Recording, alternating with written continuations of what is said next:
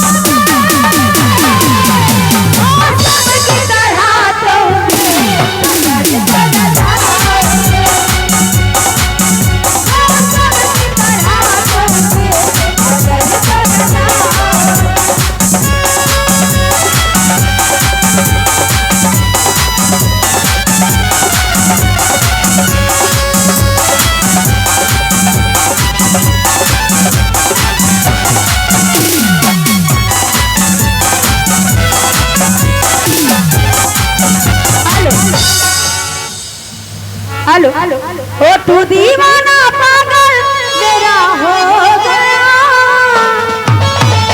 तू दीवाना पागल मेरा हो गया दिल खो गया तेरे दिल खो गया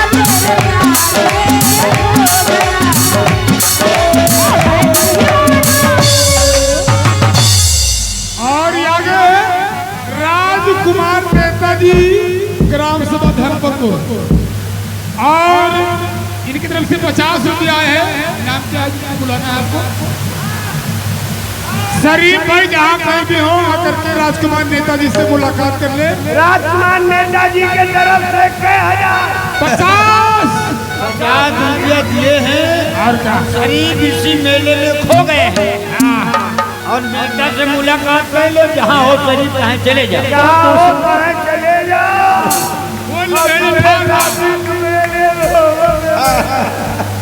आइए मुलाकात दूसरी गीत में शुक्रिया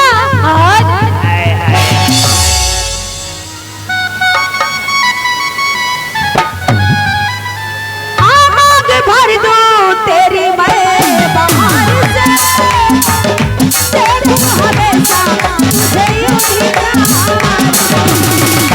मुझको तो हर वक्त तेरा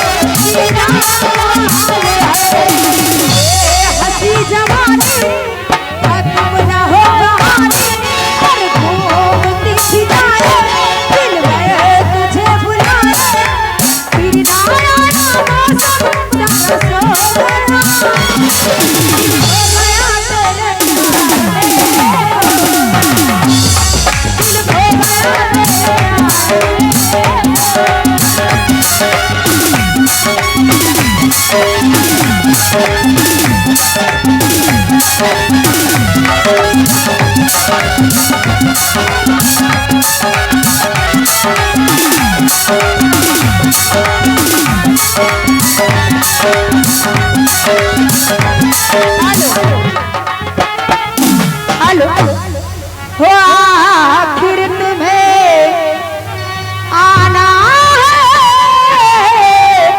जरा देर लगेगी आखिर तुम्हें आना है जरा देर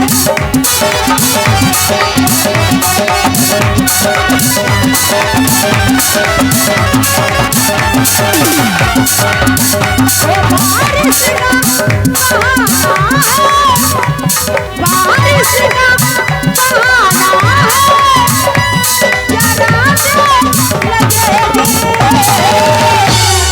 आखिर तुम्हें आना है जरा देर लगेगी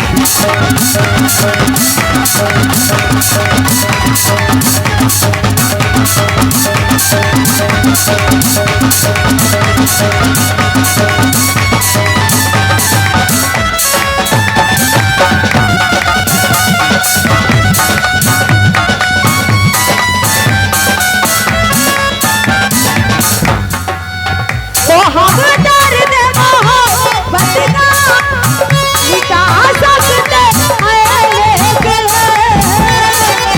तो हम दर्द मोहब्बत का मिटा सकते हैं लेकिन अपनों को मनाना